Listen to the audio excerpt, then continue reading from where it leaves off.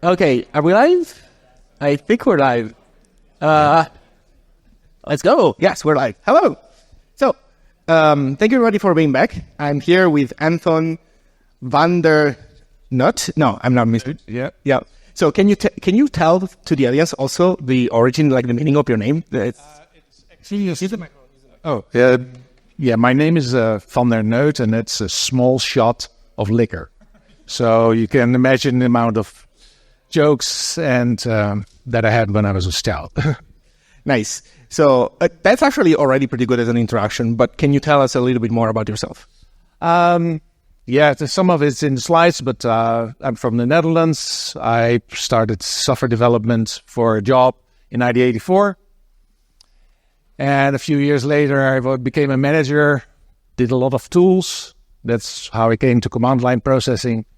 And I worked on various bigger projects. Steven Spielberg's Survivors of the Shoah.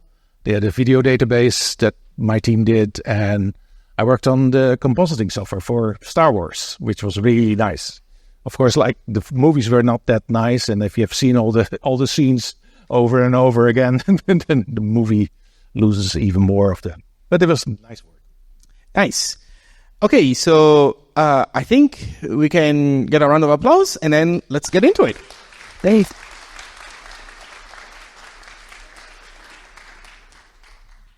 Okay, it's up there. I hope it's working, and I keep the microphone close enough. So I wanted to start with something I learned from woodworking videos. I'm not sure if anybody here is in woodworking, but there are a lot of videos out there that are very aesthetically pleasing. They start with zooming in on fine wood grain of exquisite wood, shavings thinner than you can imagine. You can actually look through them. They're very long. And you watch the videos for 10 minutes, and then they build something that you're not interested in at all. Now, this presentation is not going to be aesthetically pleasing.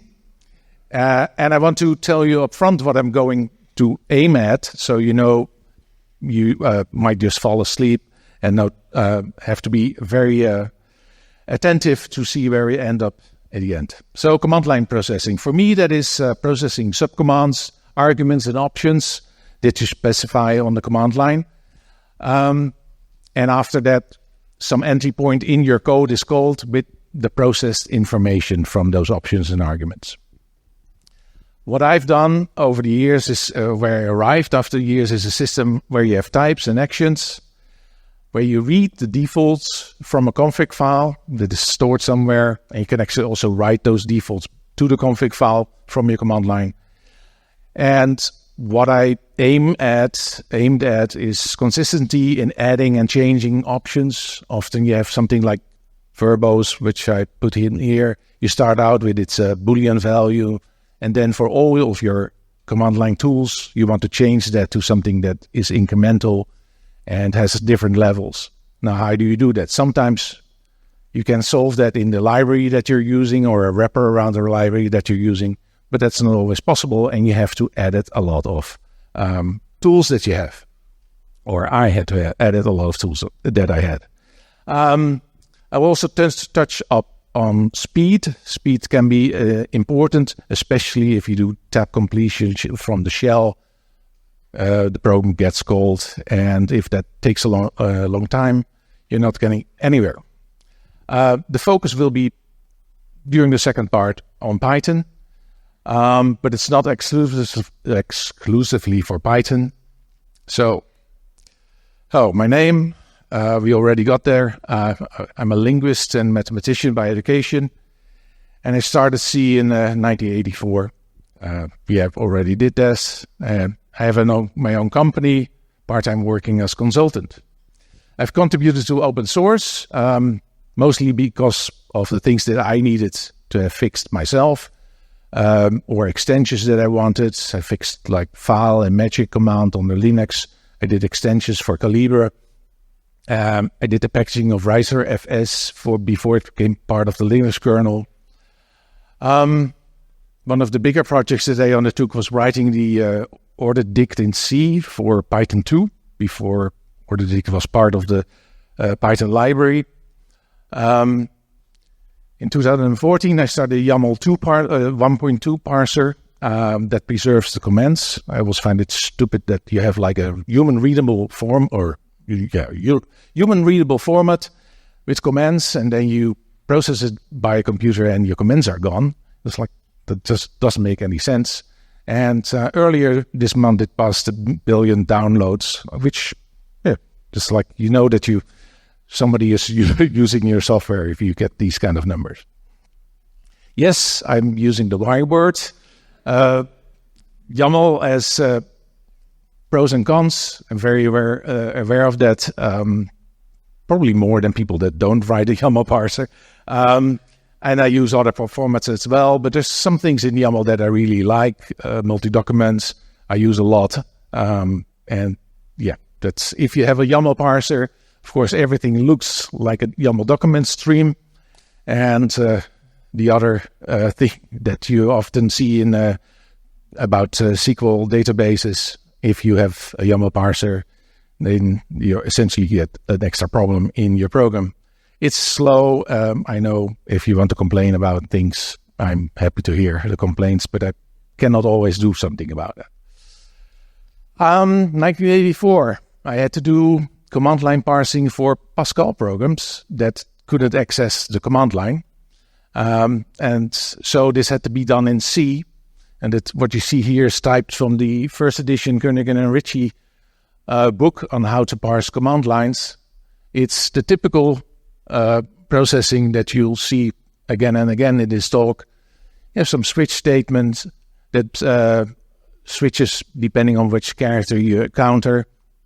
This is purely single character options, and the end of the program is missing, but it actually doesn't have a exit value, which is not really nice, and it's pre-NCC, which you can see because there's no function prototypes up there. I did a lot of non-function prototype C source in the day. A few years later, I encountered getopt as a function in a Unix library, and works slightly different. And you see something here that is going to be repeated in all kinds of tools that do argument parsing. The NT colon is actually some data format. It's in this case a string, and it tells you have an option N that doesn't take an argument, and you have an option T that takes an argument. What you see in the case of T is that the actual conversion to an integer is done in the code. There's no specification that the T option gets an integer. It's just hard-coded. There's a few other things that got in there with getopt. You can combine options, and you can put together an option and its argument, but you can also split it with a space. Of course, the code has to try both options and see what is happening. Another thing that you probably know about is that you two dashes end the options, and that's a convention, so that afterwards you can have like arguments that start with a dash. Since 1991, I primarily managed software, and that meant less coding, but more tools. And more tools means more command line processing. Things that I encountered from what other people did and that I picked up on is using subcommands in those times, because there was no tools that really worked with that. Subcommands were implemented via subprograms. I think the first iterations of Git also did that. Essentially, like you have one program that looks at the first argument, and based on that, it calls a specific program with which does then the command line parsing of the rest. This had disadvantages. Normally, you then cannot just put your subcommand after some common options that you might have, like verbosity. What getopt didn't do is like any standardization for help. You want to put that into your programs. Oh, sorry. And so what I also started to do is start writing programs to have other to start other programs or libraries. So you have like a common environment, and all the other developers would pick that up. And a lot of tools that wrap other command line programs. So you have a common interface, or you don't have to change your habits of what you type. And you can go from revision control systems like SSCS to RCS to CVS without essentially adapting to the different command line options that they have. In, I think, the early 90s, there was a program called getup_long, like you see at the bottom. That is how it is invoked. The first two arguments are what is on the command line. You have to pass that in.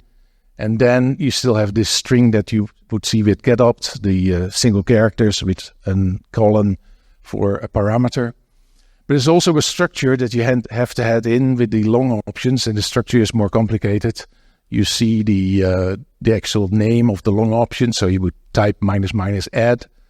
And that structure, the list, it's an array of structures, would specify whether it got arguments or not, and some flags that's almost never used, and whether it has a corresponding short option. So the create, you can also --create or do -c. These things are not... let's go back for a moment. This is nice, but it doesn't generate things like help for you. It doesn't do anything special. You still need a large switch statement, and within the switch statement, you have to specify whether an argument gets converted to a specific type or what it's done with it. 1998, I started working in Python. I had encountered it before, and I could do so because if I needed something faster, I would do the extension in C, and it speeded up the tool development quite a bit. One of the things that Python comes with is getup. A lot of this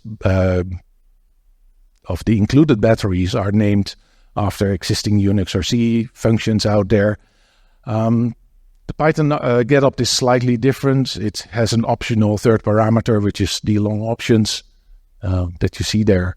And but the short options are still specified in the same way. It has the disadvantages of the C getup and getup_long. It doesn't generate help or anything else.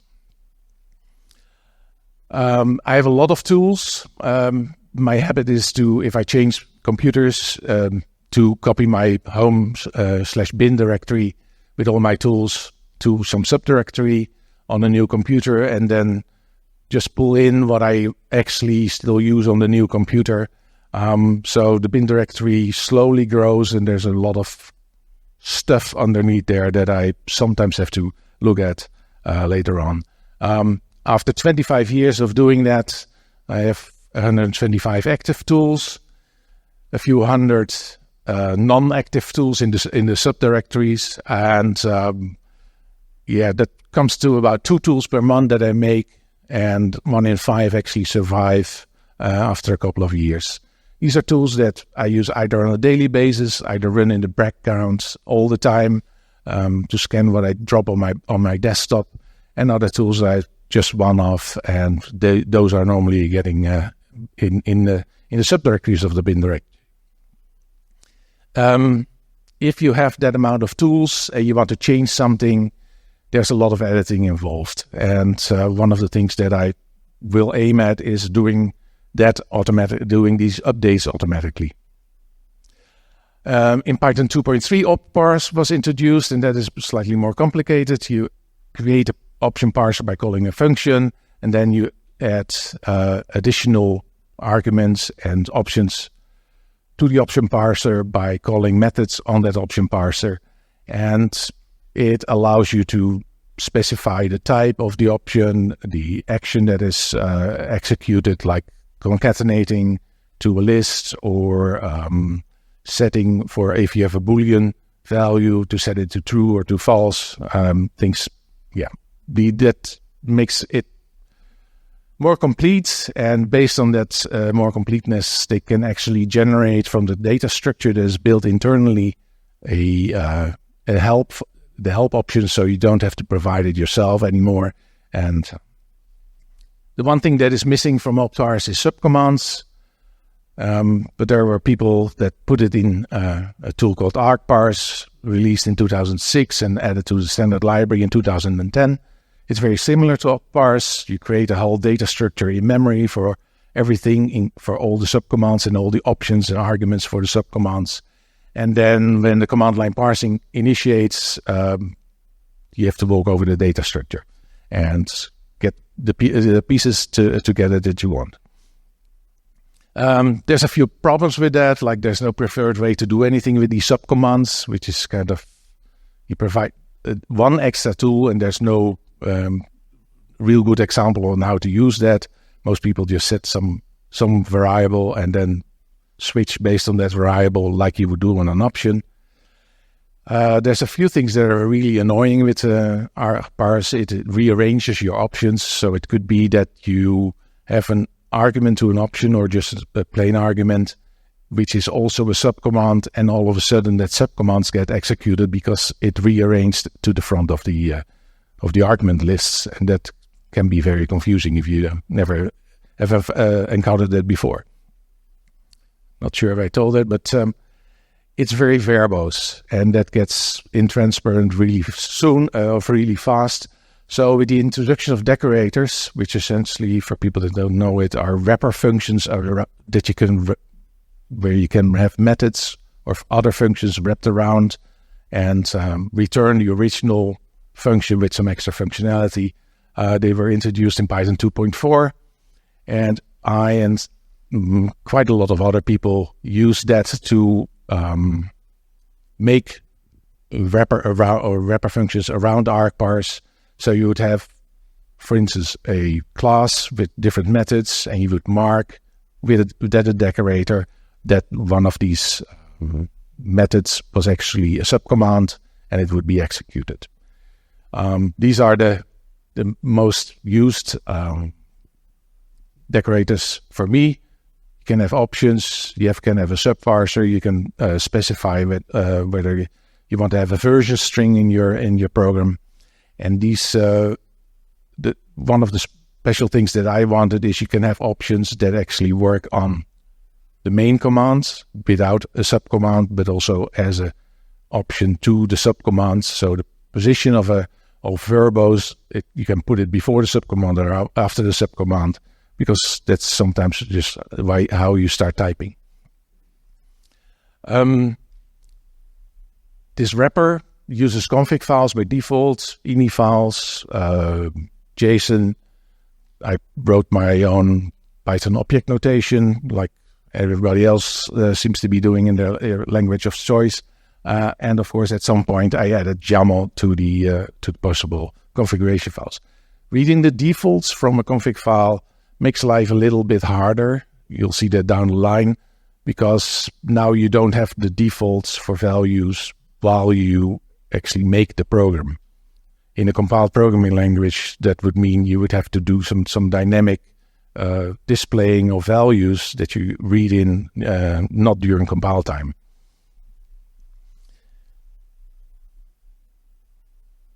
A word about command line completion. I probably have used this, tab completion. These things, what happens is, sometimes happens, for instance, with Git, if you want to add some files to your existing repository, you don't want the command line completion to show you all the files. You just want it to show you the files that are not yet in your repository. And that is something that is often handled by calling the actual program. And that is a problem, because you have Python, and Python is not very fast. There was one tool, or it's still there, rcomplete, which is really easy to incorporate in your Python program. You do the normal ArcParse setup, and then before you do the argument parsing, you call rcomplete, and if some environment variables are set by the shell, it will do the command line completion and give the shell back the information that it wants. But if that takes like a fraction of a second or even more in complex programs, it's noticeable, and you essentially don't want to use it anymore. I didn't want to use it anymore because it was too slow. Yeah.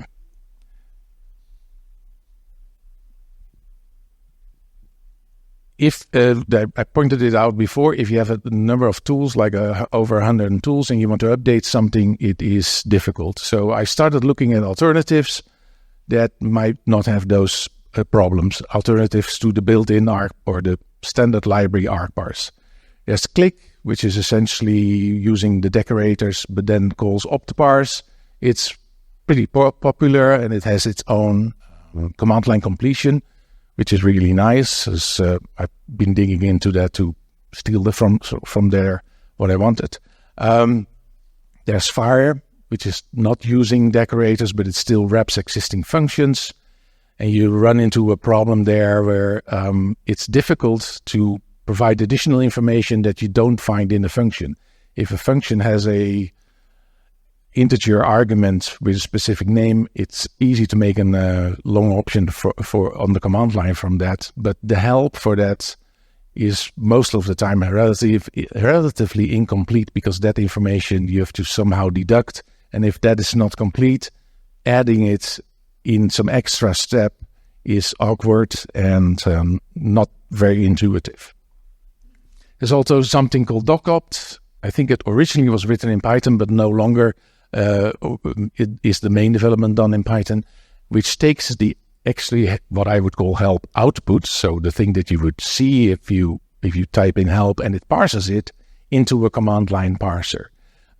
Again, here you have the problem that some things that have to be specified, or you want to have specified, are not so easily deducted from a text file, which is essentially your help function. Because I couldn't find anything else, I started experimenting with something I call Kligen, the command line generator, and the generator part gives it away how it works.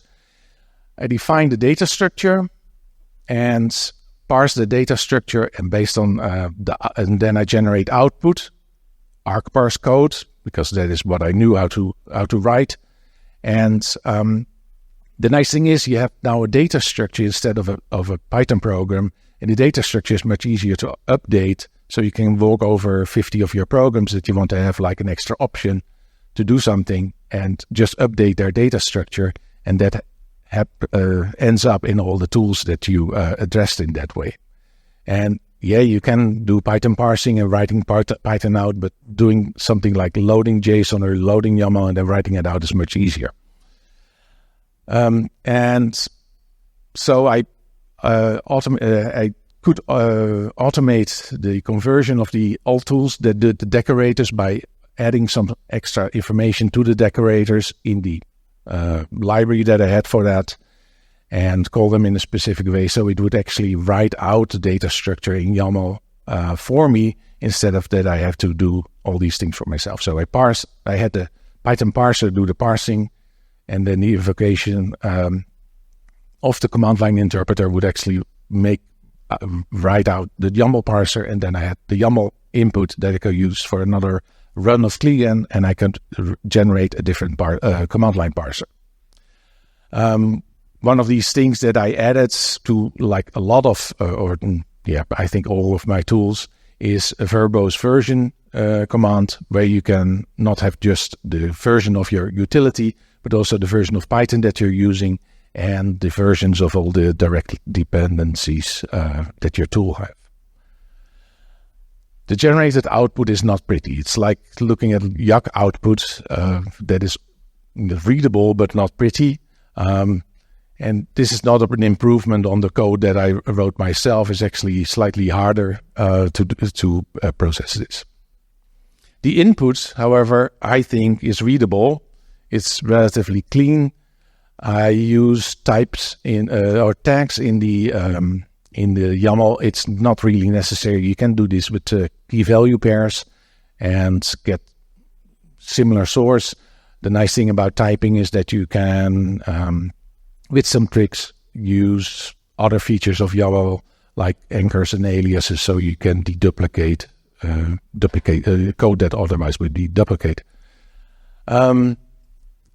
I still work with what I call global options that can be before and after the subcommands. Most of the options that are on the command line level or on the top level are global options. You can also specify that they should not be after subcommand.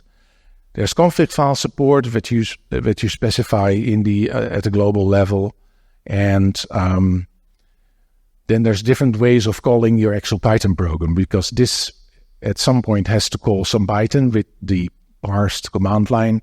And here what you see is I create an instance foobar that gets loaded from a module RUML foobar, but there's different ways of doing this. This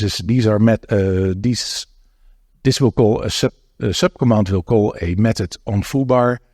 You can also specify I want to have functions at a root level of a package, or if you don't want to have subcommands, you can just explicitly specify what the entry point of your Python code is. This gets a layer upon a layer upon a layer, if you remember Richard's talk from this morning. So you have a data structure in YAML that generates argparse code. The argparse code during runtime creates a data structure, and that is used to drive a command line parser. And that generates a relatively simple object which has attributes with values set. And the attributes is like either a name and then an integer value or a string value. If you don't do special typing, normally everything is a string. And it's still slow. Nothing happened there. So after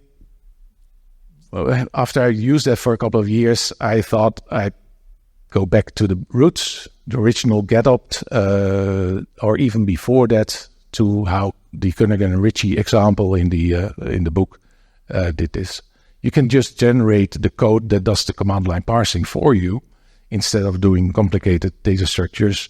If you need, for instance, a specific type, you don't look up what this option object is and what the type is that is associated with this option object. No, you just directly generate the line, including the cast from string to int, and you have the correct value. Makes things much simpler. The advantage of doing that is you create code, or you generate code, but you never create a data structure for a subcommand that is not executed. Not for the subcommand, not for the options for that subcommand. You only go through your code where you actually switch from specific classes from one class to another, but you never instantiate a class or a data structure for that class when the subcommand is not encountered. So in getopt and in most of the other parsers, you go over your command line arguments and process them one by one.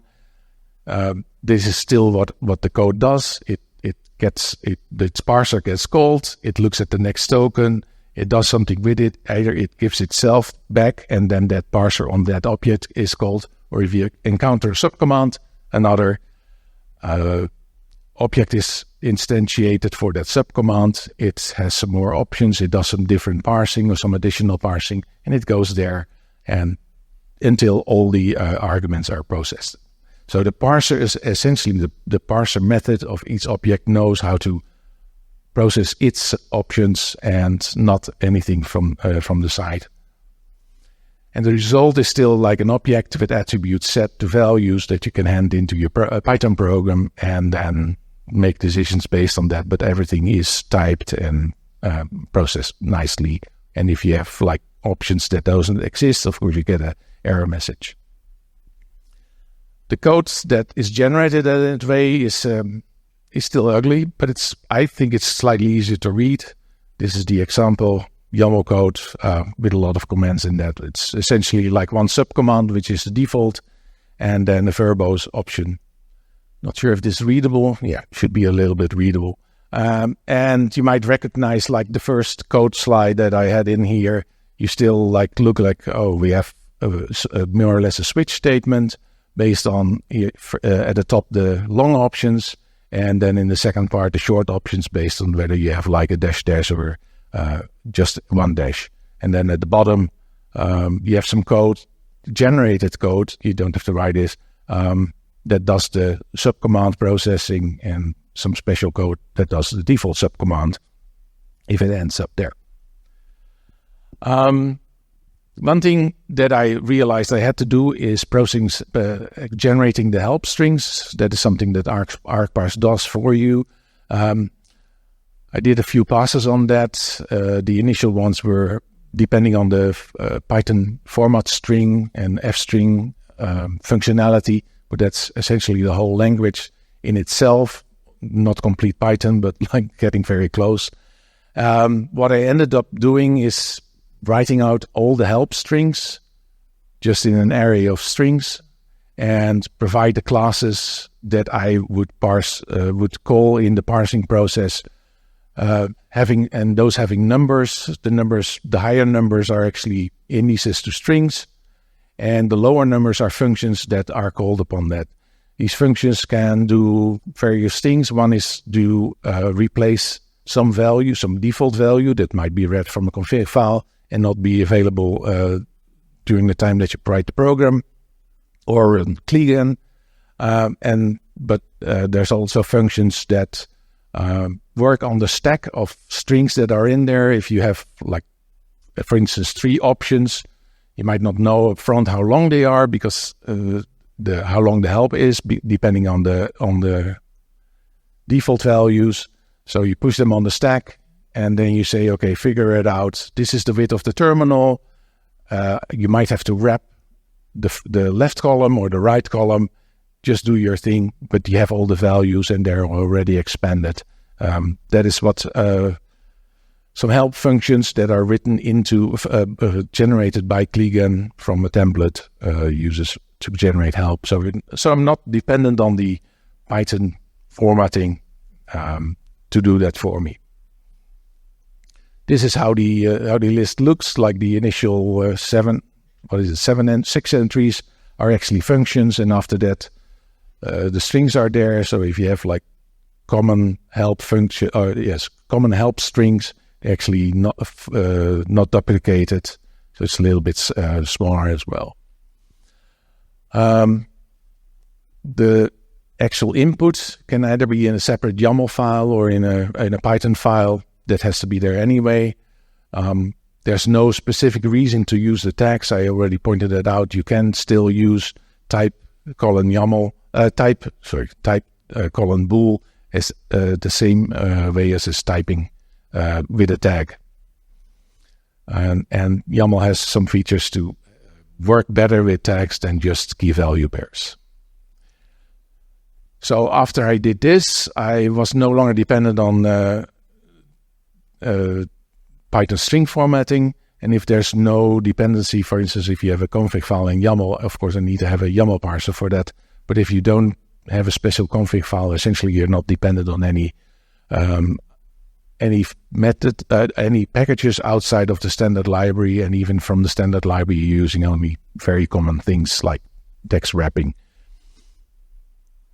The whole system has actions and types and config files, and these are provided partly by a plugin. Some default types are built in, but most of it is provided by a plugin. You can override it if you want that.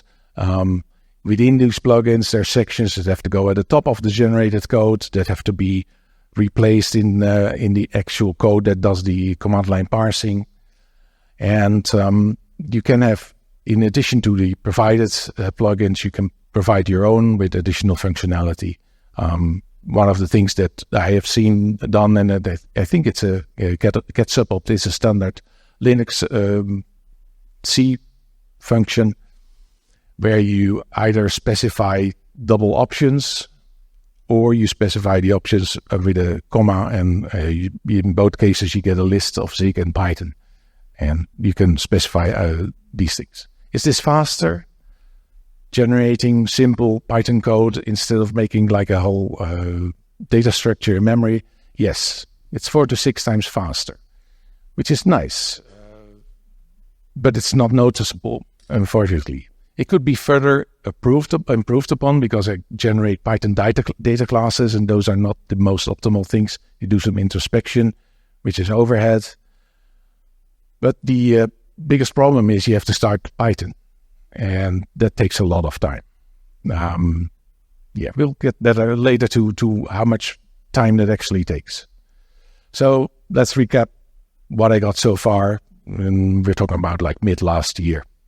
I generate straightforward Python code, relatively simple code. It doesn't rely on a complex library. It doesn't rely on Python string magic.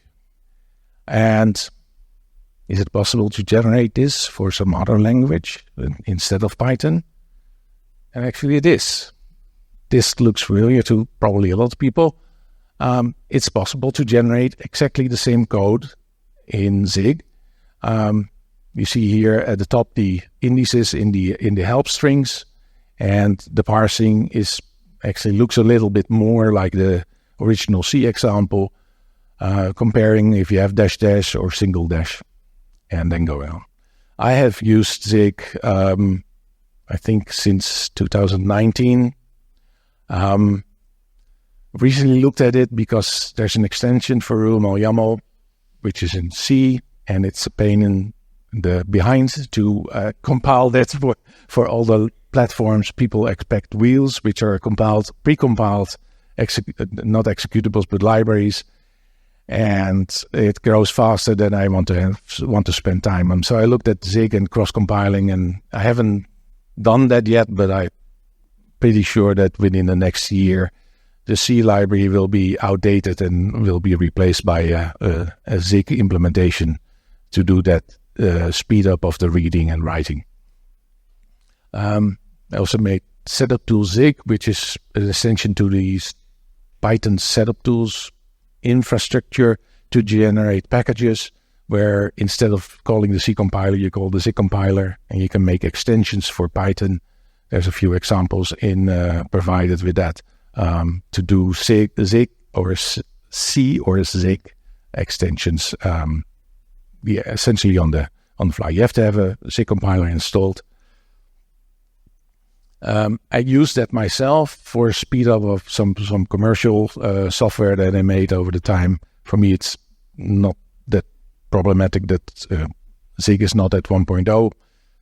On the system where I use it, I have the compiler installed where I need to have the speed up, and that compiler doesn't go away, and I can still use it.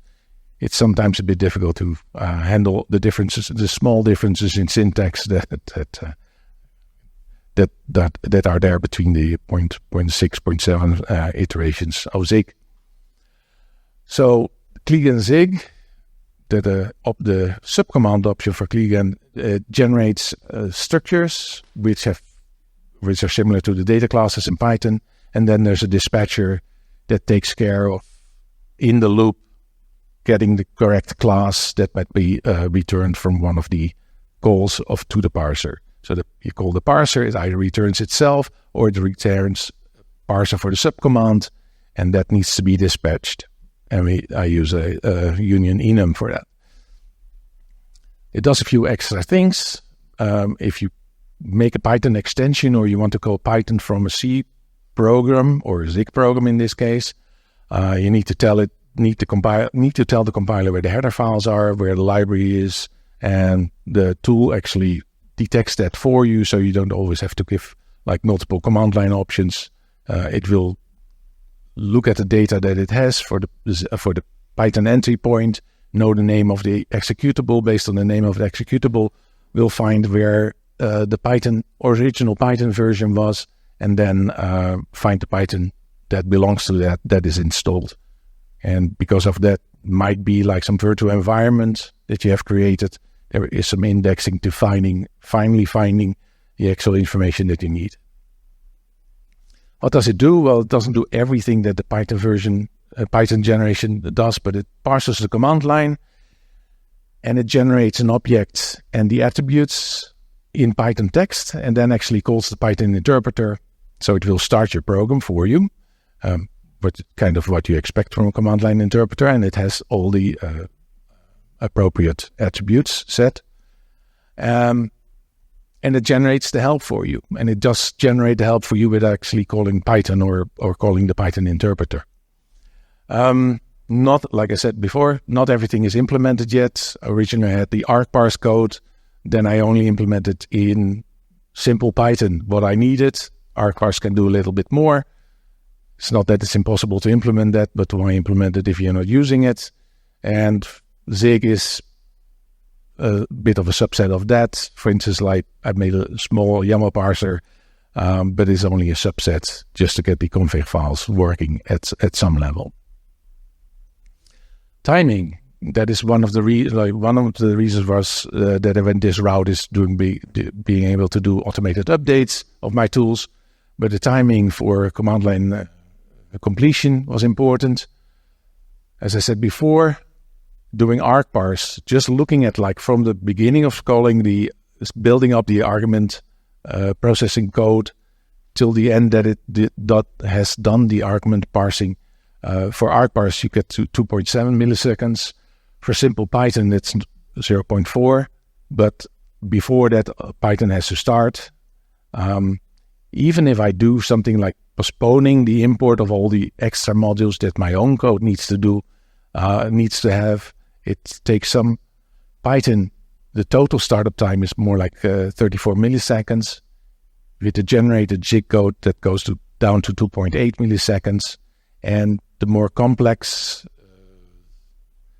your subcommand structure is, the larger the difference will be, especially with argparse, not so much with simple Python, which I think is acceptable. And there's, of course, like this is for small examples, but it's a nice speed up. So there's a few things that I'm working on. I want to make sure that I can add additional Zig code to an existing Python project that now has like a Zig-based command line parser. The whole system already uses the plugin system, but not all the plugins are available in Zig yet. So that's writing more Zig code and not so fluent in that as I'm in Python. I want to I already have a client server set up, but I want to make the client to generate code that has a client and a server in one executable. The client part will do the command line parsing, see if the server part is already started. If not, it starts the server, hands in the command line tools. If the server is already started, you just hand in the command line arguments that you've parsed and essentially execute a new run for an already loaded Python that is already in memory and running and has loaded all its modules. It requires you to write the server in a specific way, but of course that does away with the slow start of Python after the first run.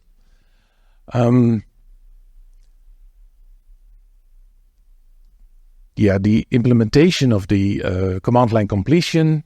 Don't want to go into much of the details, but you essentially call an executable with a certain environment variable that contains information about what has been provided on the command line already, so the tool can actually do some command line parsing, get that input, and then provide file name paths or the selections from multiple options based on whether the initial character of those options is already typed or not. And that still needs to be implemented is not the right word, but it needs to be completed. It is not working yet, unfortunately. So is this a good tool for everyone and for all utilities? I'm not sure. Like I have a specific problem with that I had with command line parsing, command line completion, and maintaining a lot of tools. If you just write one tool, that might not be something for you. But it's nice to have this higher speed, and the maintenance advantage, I think, can contribute to everybody. You never know where you're going to get up. When I started in 1984, I wasn't aware that I would have like that many tools in my bin directory by, 40 years later.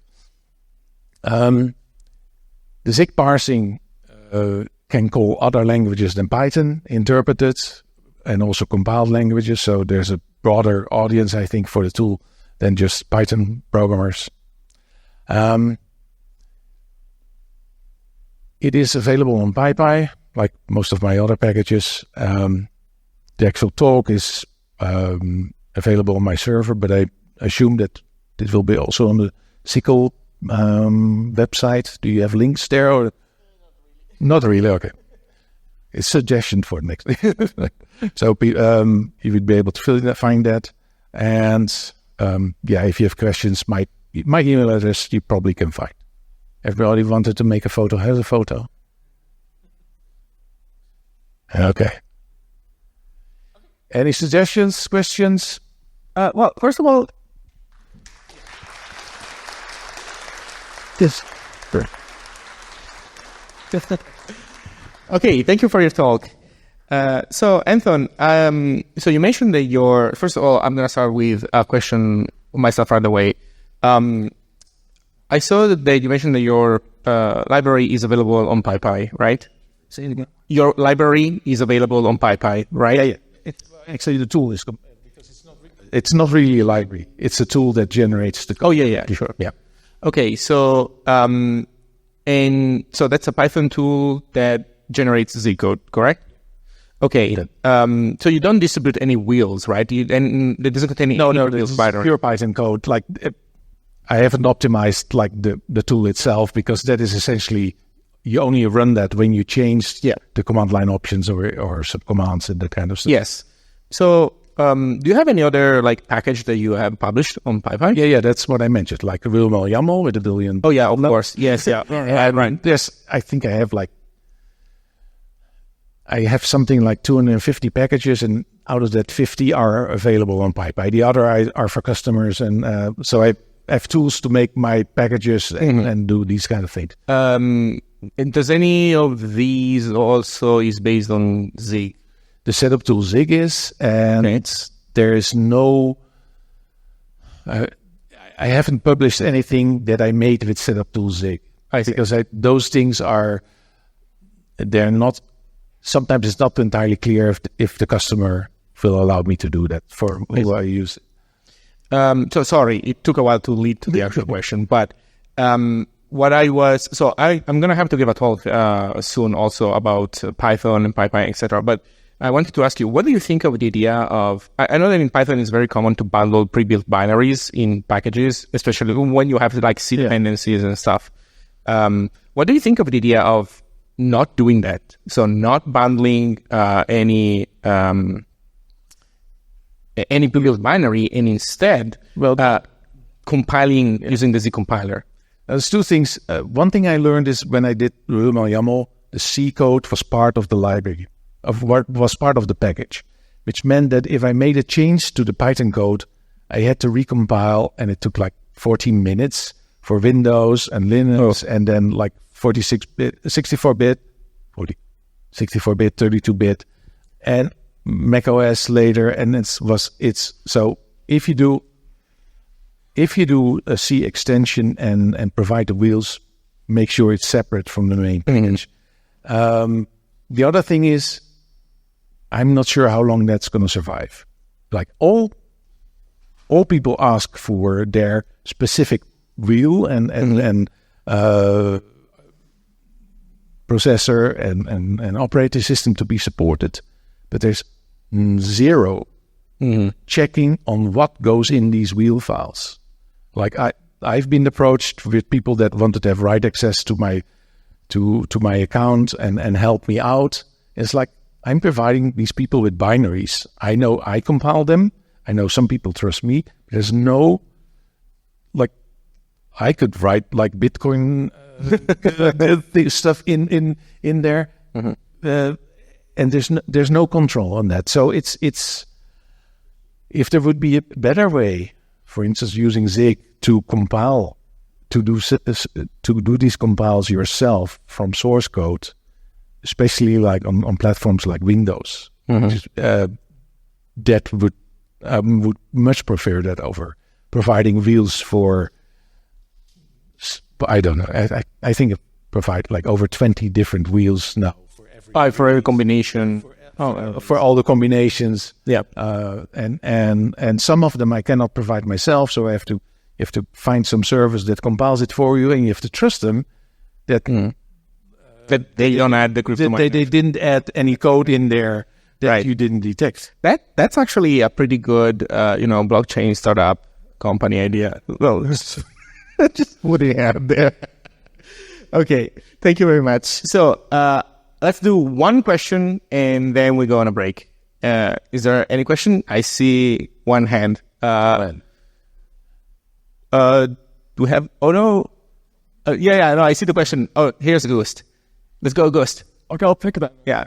By the way, the A in A star stands for August, which you didn't know. You know what? Get to go? Okay. I was just going to read one of the questions from the chat. Yeah. What do I put in my bash RC to enable completion for one of these tools? I didn't. Can you say it again? Sorry, I didn't.